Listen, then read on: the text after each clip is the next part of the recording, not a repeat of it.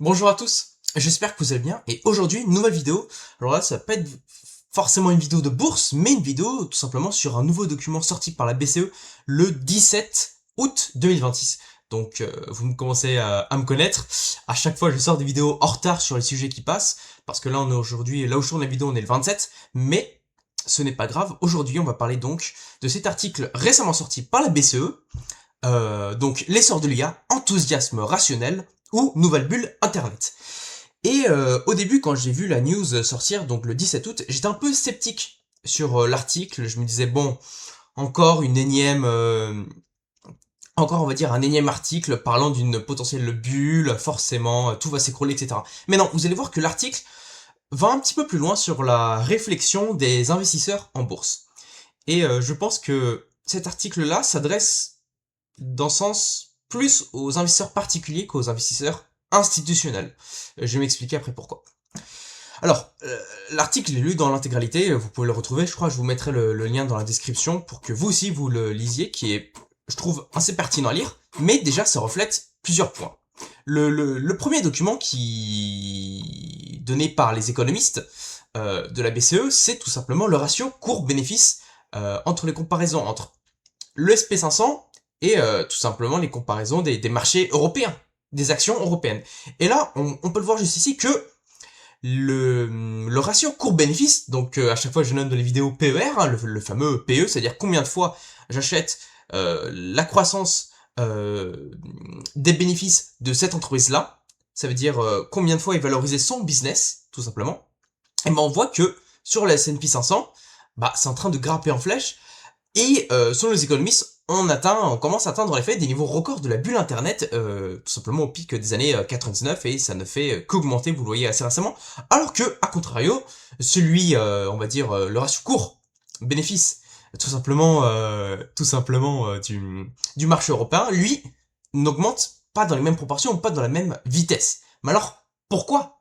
Bah, selon l'article, c'est tout simplement la concentration du S&P 500 sur des valeurs très spécifiques, qu'on appelle aujourd'hui les 7 magnifiques. C'est vrai qu'aujourd'hui, que vous, un investisseur particulier ou n'importe qui, quand vous achetez un ETF, le SP500, vous achetez en effet les 500 plus grosses capitalisations boursières américaines.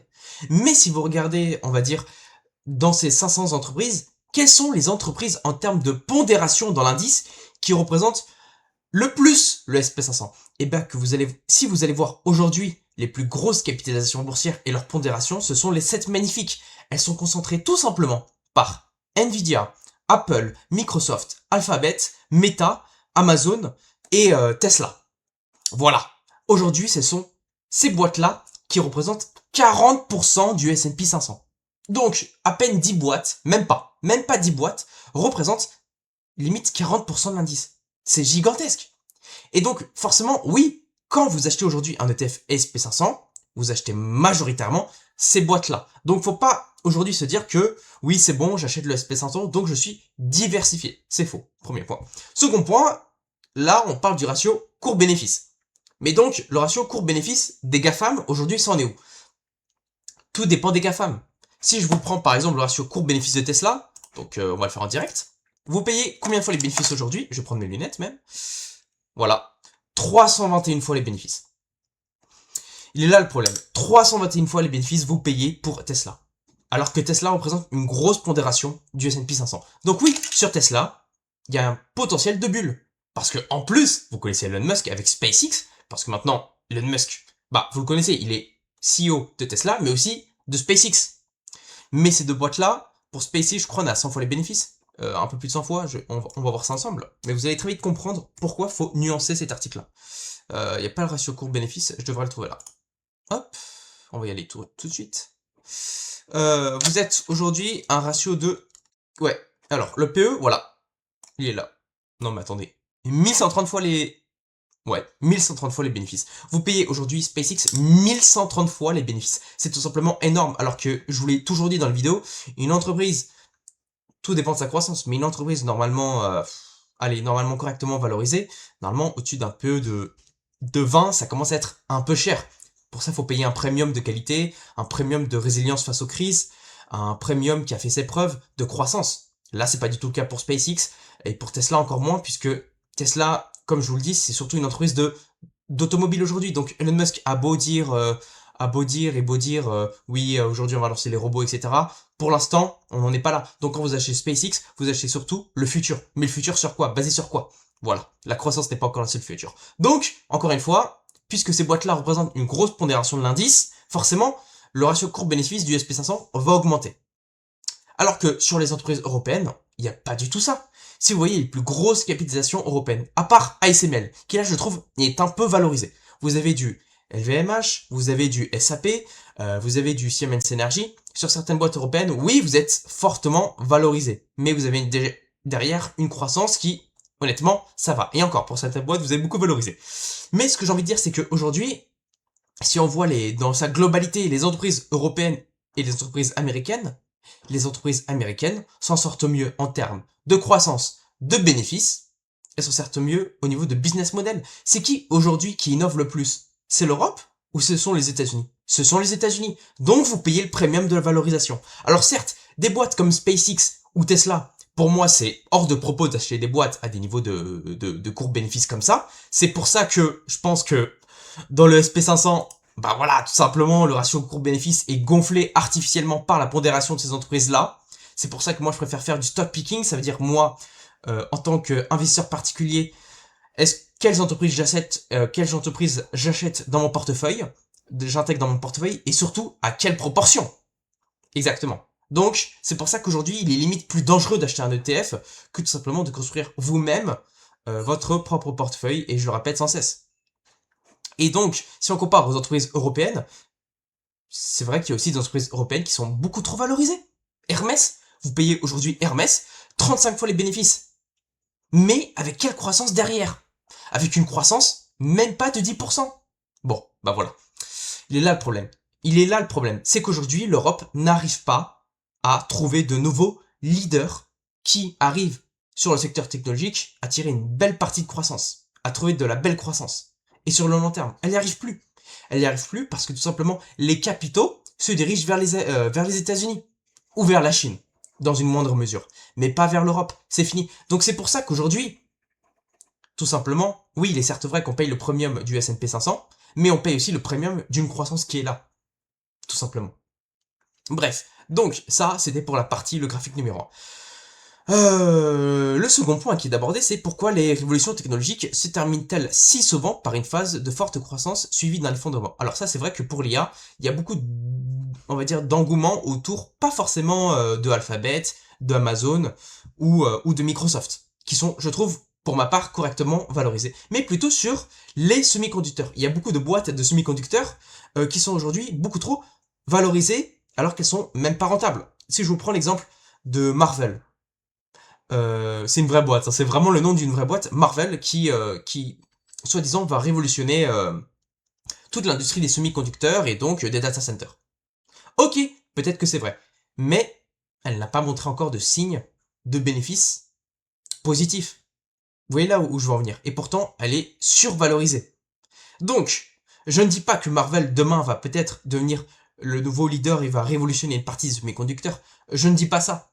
Mais je ne dis en tant qu'investisseur particulier, je n'investis pas sur une boîte qui promet, on va dire, qui promet un narratif positif, alors qu'aujourd'hui, les bénéfices ne sont pas encore présents. Ça, c'est juste mon point de vue. Donc, j'ai envie de dire que tout cet enthousiasme et cette euphorie sur l'IA se porte plutôt sur les composants mêmes qui servent à la construction de data centers et qui font tourner l'intelligence artificielle. Et non, j'ai envie de dire, de prime abord, sur les GAFAM. Voilà. Et c'est la même chose, tout simplement, pour la cyclicité de la DRAM, et plus spécifiquement de la HBM. Voilà, tout simplement. Mais ça, c'est pas plutôt une bulle, parce que les bénéfices sont là et les bénéfices sont rentables. C'est plutôt la cyclicité des bénéfices. Bref, ça c'est pour moi juste mon point de vue. Hein. Voilà. Et je parle pas des faiblesses comme Nvidia ou encore Broadcom, qui pour moi sont correctement valorisés, sachant qu'aujourd'hui je tourne les vidéos juste après les résultats d'Nvidia. Bref. Donc, ça c'est le point qui est abordé. Le graphique numéro 2, c'est vrai.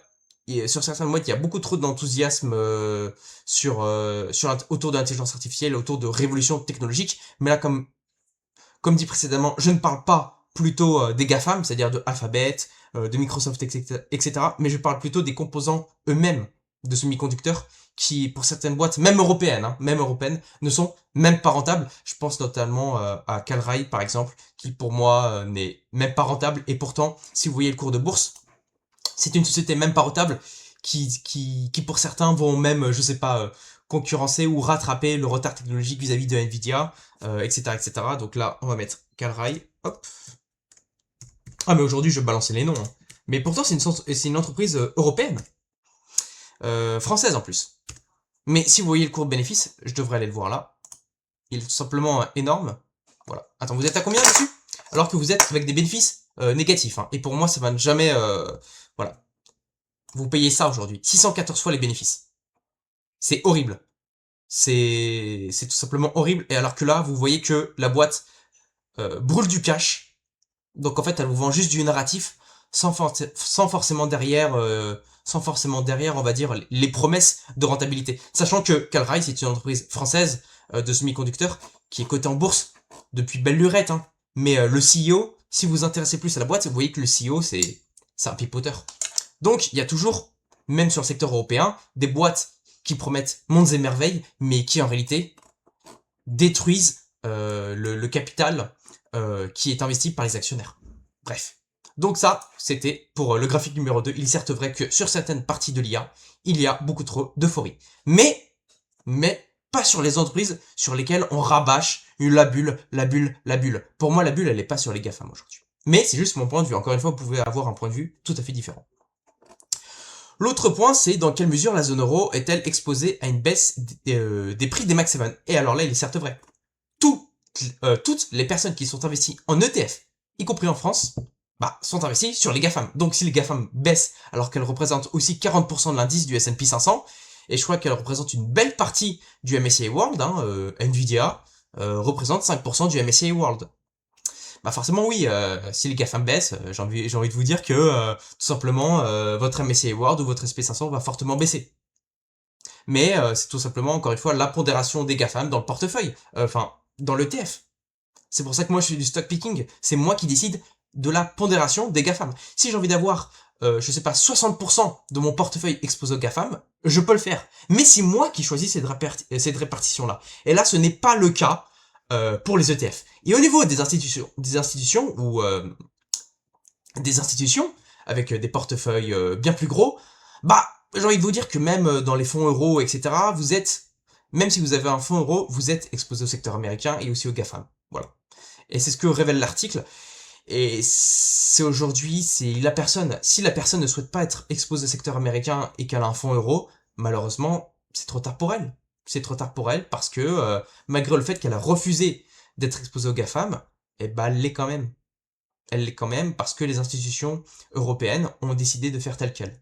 Je ne dis pas que les GAFAM sont mauvaises, pour moi elles sont excellentes, ce sont des excellentes boîtes, même des anomalies en bourse, mais tout simplement, celui qui ne veut pas s'exposer aujourd'hui aux GAFAM, je sais pas par quelle conviction, mais bref, peu importe, malheureusement aujourd'hui, il est pris à contre-pied, à contre-courant, et quel que soit la type de poche d'investissement auquel il est exposé via des institutions, il y a de fortes probabilités qu'il soit exposé aux GAFAM. Et pour finir, voilà, ça c'est le tableau donc qui représente exactement mes propos là. Et le marché boursier de la zone euro les marchés boursiers de la zone euro font-ils preuve d'un excès d'enthousiasme? Pour moi non. Tout dépend du secteur dans lequel les institutions investissent. Moi je l'ai dit, c'est surtout les entreprises de semi-conducteurs non rentables qui pour moi me font un peu peur. Mais à part ça, j'ai envie de vous dire que les Nvidia, les TSMC, les sociétés qui sont là depuis des années, qui ont fait leurs preuves au niveau technologique et de rentabilité de leurs bénéfices, pour moi, il n'y a rien à craindre. Il n'y a rien à craindre.